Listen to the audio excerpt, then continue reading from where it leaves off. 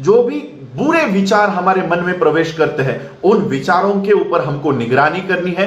जो भी बुरे विचार हमारे मन में आते हैं उसको वहीं से हम लोगों के दिमाग से निकालकर उनको बाहर निकालना है। यह है सम्माद है जो सच है और सच के अलावा और कुछ नहीं है।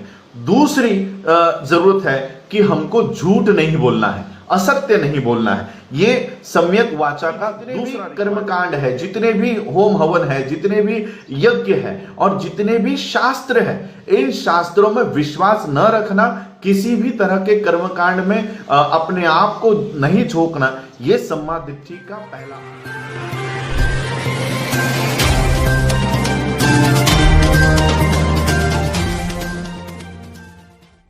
चरण के मार्ग में बुद्ध ने इसको 8 अंगों में इसके 8 घटक बताया है और ये 8 घटक सारे मिलकर इनको अष्टांगिक मार्ग कहा जाता है। अष्टांगिक मार्ग का सबसे पहला घटक है, सबसे पहला अंग है सम्मा दिट्ठी। सम्मा दिट्ठी को हम लोग सम्यक दृष्टि के नाम से भी जानते हैं और ये सम्यक दृष्टि ये सारे अष्टांगिक मार्ग का सबसे पहला और महत्वपूर्ण अंग है, महत्वपूर्ण घटक है। वो इसलिए है क्योंकि सम्मा दिट्ठी के कुछ नियम है। मैं पहला नियम आपको बताता हूं। सम्मा दिट्ठी का अर्थ क्या है? सम्मा दिट्ठी का अर्थ है कर्मकांड और क्रियाकलाप की सभी प्रभाव उत्पत्ता में विश्वास न रखना और शास्त्र की पवित्रता की मिथ्या धारणा से मुक्त होना। सम्मा दिट्ठी पहले भाग में कहता है कि सम्मा दिट्ठी क्या है, कि जितने भी कर्मकांड है, जितने भी होम हवन है, जितने भी यज्ञ है और जितने भी शास्त्र है, इन शास्त्रों में विश्वास न रखना, किसी भी तरह के कर्मकांड में अपने आप को नहीं झोंकना, यह सम्मा दिट्ठी का पहला अर्थ है। सम्मा दिट्ठी के लिए दूसरा अर्थ है सभी तरह के अंधविश्वास, सभी तरह के सुपरस्टिशन, सभी तरह के सुपर नेचुरलिज्म जो भी इस संसार के विरुद्ध में है, इस निसर्ग के विरुद्ध में है, इसके ऊपर विश्वास रखना, ये हमको खत्म कर देना चाहिए। इसके ऊपर का जो विश्वास है वो त्याग करना। अंधविश्वास और अनैसर्गिक चीजों के ऊपर जो विश्वास है उसका त्याग करना, यह सम्मा दिट्ठी का दूसरा रिक्वायरमेंट है, दूसरी इसकी जरूरत है। सम्मा दिट्ठी के लिए तीसरी जरूरत है abandonment of all doctrines which are mere speculation without any basis in fact of or experience।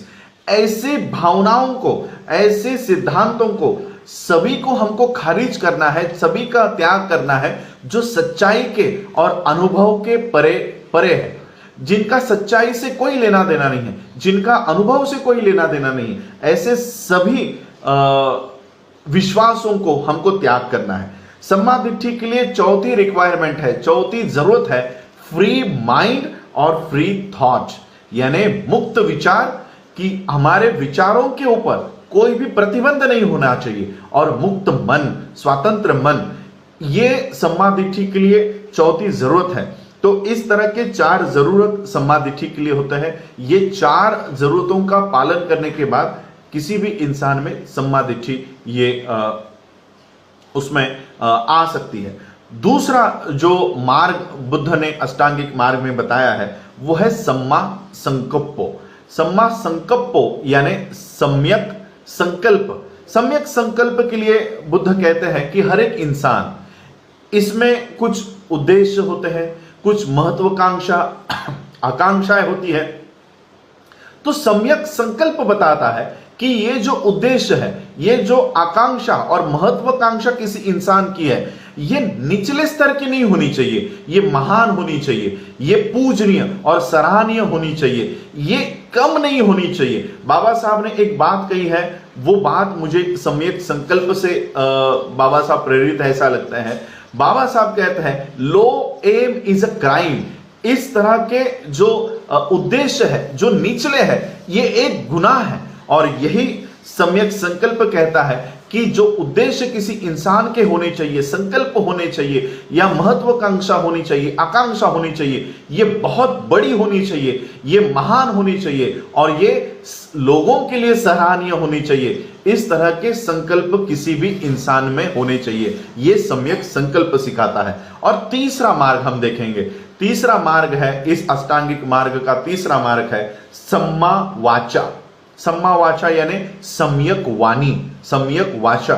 सम्यक वाचा कहता है कि हर एक इंसान को वही कहना चाहिए जो सच है, जो सत्य है। सम्यक वाचा के लिए यह जरूरी है, सम्यक वाचा के लिए सबसे पहली जरूरत है कि वही बात कहे जो सच है और सच के अलावा और कुछ नहीं है। दूसरी जरूरत है कि हमको झूठ नहीं बोलना है, असत्य नहीं बोलना है। ये सम्यक वाचा का दूसरा रिक्वायरमेंट है, दूसरी जरूरत है, ये दूसरी शिक्षा है। और तीसरी शिक्षा है कि इंसान को दूसरों की बुराई से बचना चाहिए, दूसरों की बुराई करने से बचना चाहिए। और चौथी रिक्वायरमेंट है कि हम लोगों को किसी की निंदा नहीं करनी है, किसी के बारे में गलत अफवाहें नहीं फैलानी है। इस तरह की चौथी रिक्वायरमेंट सम्मा वाचा की है। सम्मा वाचा में पांचवी रिक्वायरमेंट है, पांचवी जो शिक्षा सम्मा वाचा देता है, सम्यक वाचा देता है कि हम लोगों को गुस्से में या अपने गुस्से को काबू में रखते हुए वही शब्दों का इस्तेमाल करना चाहिए जो हानिकारक नहीं है, गाली गलौच वाले शब्द नहीं है। इन शब्दों का प्रयोग करने से हमको बचना चाहिए, इन शब्दों का प्रयोग हमको नहीं करना चाहिए। और छठा रिक्वायरमेंट, छठी शिक्षा सम्यक वाचा देती है कि one should speak kindly and courteously. आदर से और प्रेम पूर्वक, आदर देते हुए इस तरह से हम लोगों को लोगों के साथ बात करनी चाहिए। और सातवीं रिक्वायरमेंट है that one should not indulge in pointless and foolish talk. किसी भी इंसान को व्यर्थ की बातों में नहीं पड़ना चाहिए और अज्ञान की बातों में, मूर्खता की बातों में किसी भी इंसान को वहां पर इंडल्ज नहीं होना है, व्यर्थ में, व्यर्थ की बातों में नहीं पड़ना है। यह सम्यक वाचा की शिक्षा है, यह सम्यक वाचा का मेन उद्देश्य है। उसके बाद और एक बात बुद्ध ने बताई है कि ये जो सम्यक वाचा है, ये किसी के भी दबाव में आकर, किसी के भी दबाव में आकर कि कोई मुझे सच्चाई पर, या ये 7 तरह की जो रिक्वायरमेंट्स है सम्मा वाचा के लिए, इसका इस्तेमाल में अगर मैं किसी लाता हूं तो कोई मेरे लिए गलत बोलेगा या मुझे शिक्षा देगा, इस तरह के दबाव में आकर हमको इस सम्मा वाचा का प्रयोग नहीं करना है। किसी को खुश करने के लिए कि या झूठ बोलने पर मुझे कोई इनाम देगा, तो इस तरह का बर्ताव हम लोगों को सम्यक वाचा में नहीं करना है। तो किसी भी तरह के दबाव में आते हुए, किसी भी तरह के लालच में आते हुए सम्यक वाचा का प्रयोग हम लोगों को नहीं करना है। उसके बाद आता है सम्मा कम्मंतो। सम्मा कम्मंतो कहता है कि हमारा जो व्यवहार होता है, हमारा जो बिहेवियर होता है, ये इस व्यवहार से किसी और के भावनाओं को दुख नहीं पहुंचना चाहिए, किसी और के अधिकारों का हनन नहीं होना चाहिए। हमें ऐसे काम करने चाहिए, हमारे कार्य ऐसे होने चाहिए कि हमारे कार्य से किसी की भावनाओं को ठेस ना पहुंचे, किसी के अधिकारों का हनन ना हो। इस तरह का जो चौथा अंग है अष्टांगिक मार्ग का, वो है सम्मा कम्मांतो, सम्यक कर्मांत। हमारे कर्म ऐसे होने चाहिए कि हमारे कर्म करने के बाद किसी के भावनाओं को ठेस नहीं पहुंचे और किसी के अधिकारों का हनन ना हो। उसके बाद आता है पांचवा सम्मा आजीवो। बुद्ध कहते हैं कि हर एक इंसान को अपनी आजीविका कमानी ही होती है। वो आजीविका कमाने के कुछ मार्ग होते हैं, कुछ मार्ग अच्छे होते हैं, कुछ मार्ग गलत होते हैं। अच्छे मार्ग वो है जिससे किसी की भी हानि नहीं होती, किसी को भी दुख नहीं होता, किसी को भी चोट नहीं पहुंचती। यह है अच्छे आजीविका कमाने के अच्छे मार्ग। और बुरे काम वो है, बुरे कर्म वो है जिससे किसी के साथ इनजस्टिस होता है, किसी के साथ जो बुरे कर्म होते हैं या किसी के साथ भेदभाव होता है या किसी के साथ न्याय नहीं हो पाता। तो इस तरह से जो आजीविका कमाने के मार्ग है, वो आजीविका कमाने के मार्ग से किसी के साथ अगर कोई हानि नहीं पहुंचती है तो वो सम्यक कर्मांत उसको कहा गया है, सम्यक आजीविका उसको कहा गया है, सम्मा आजीवो। और उसके बाद आता है सम्यक व्यायाम। सम्यक व्यायाम यानी सम्मा व्यायामो। ये जो सम्मा दृष्टि हम लोगों को प्राप्त होती है, सम्यक दृष्टि जो प्राप्त होती है, ये प्राप्त होने के बाद हम लोगों का ये कर्तव्य है कि उस दृष्टि को बनाए रखें, और उस दृष्टि को बनाए रखने के लिए सम्मा व्यायाम, सम्यक व्यायाम, ये हम लोगों को उपयुक्त में आता है। सम्यक व्यायाम के 4 उद्देश्य है। पहला उद्देश्य है कि जो अष्टांगिक मार्ग के खिलाफ जो प्रवृत्तियां हमारे में है, उस प्रवृत्तियों को अपने चित्त में, अपने स्टेट ऑफ माइंड में उसको रोकना। अपने चित्त में, अपने मन में जो प्रवृत्तियां निर्माण होती है जो अष्टांगिक मार्ग के विरोध में है, ऐसे चित्त प्रवृत्तियों को रोकना, दबाना, ये उनको रोकना, ये सम्मा व्यायाम का, सम्यक व्यायाम का पहला उद्देश्य है। दूसरा उद्देश्य है कि ऐसे चित्त प्रवृत्तियों को जो पहले से उत्पन्न हुई है, मन पूरा अपने मन में पहले से है, ऐसे चित्त प्रवृत्तियों को उसको दबाना और उसको नष्ट करना। और तीसरा उद्देश्य इस सम्मा व्यायाम का है कि ऐसे चित्त प्रवृत्तियों को निर्माण करना जो इस अष्टांगिक मार्ग को पाने के लिए सिद्ध हो सके, जो इस अष्टांगिक मार्ग को पाने में सहायता कर सके।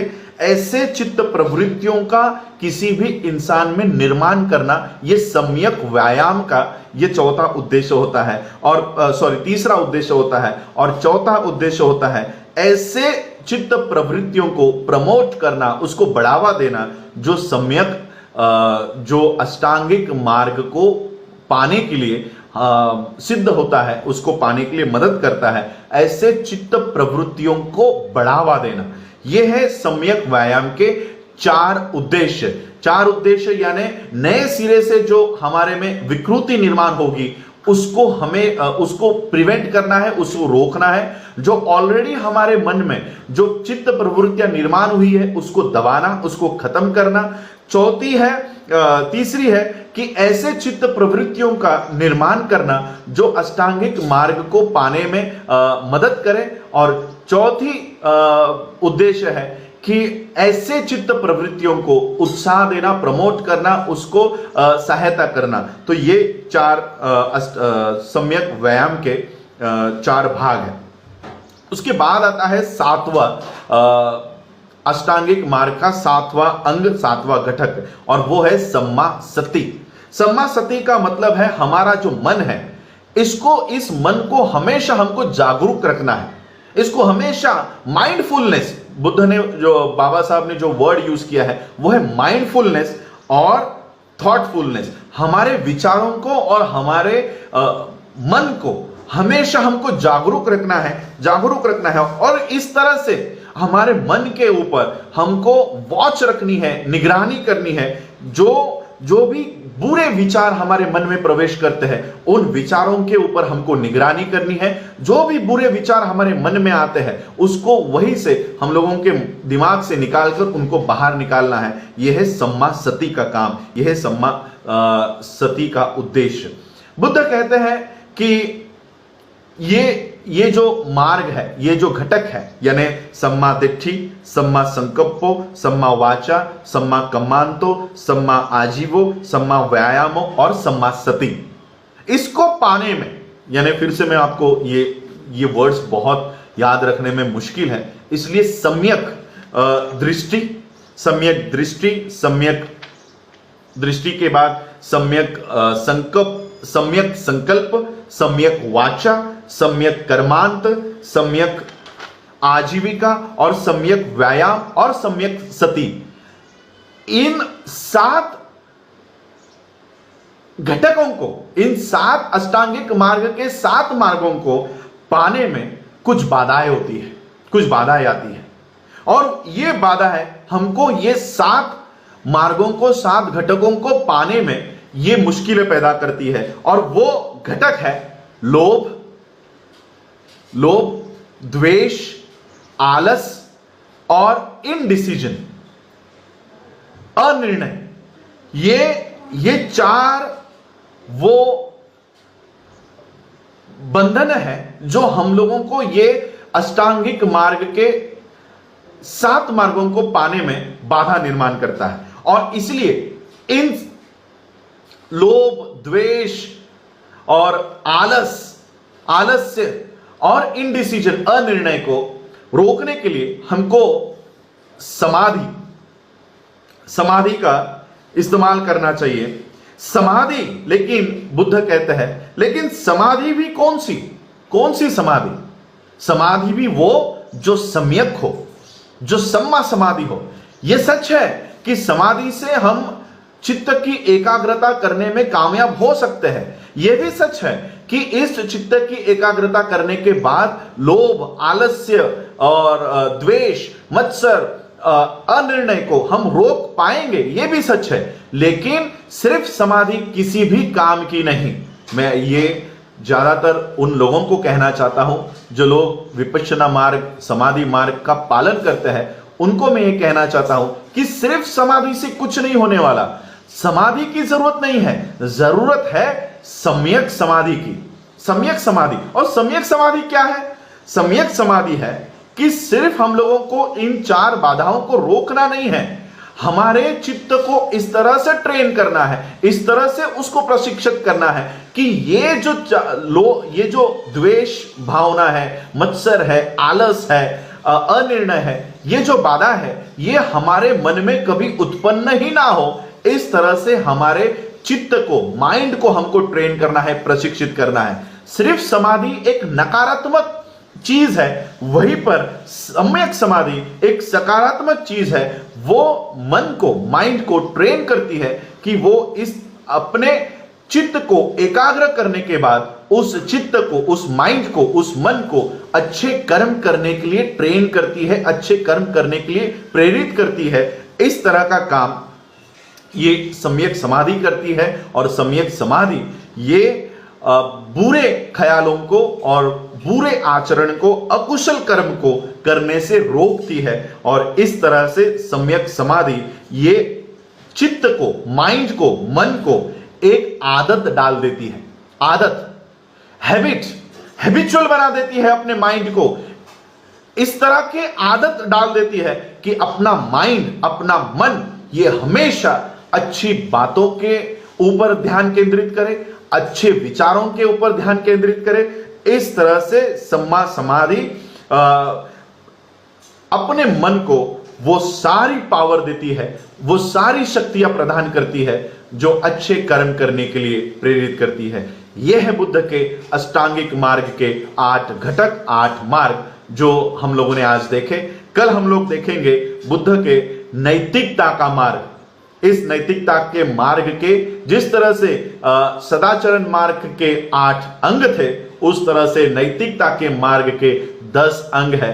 मेरा अपना चैनल, आपका चैनल, समाज का चैनल, देश का चैनल NB News 24/7 को आप लाइक करें, सब्सक्राइब करें और ज्यादा से ज्यादा इसकी वीडियो को शेयर करें ताकि हर खबर को मैं आप तक आसानी से पहुंचा सकूं। जय भीम।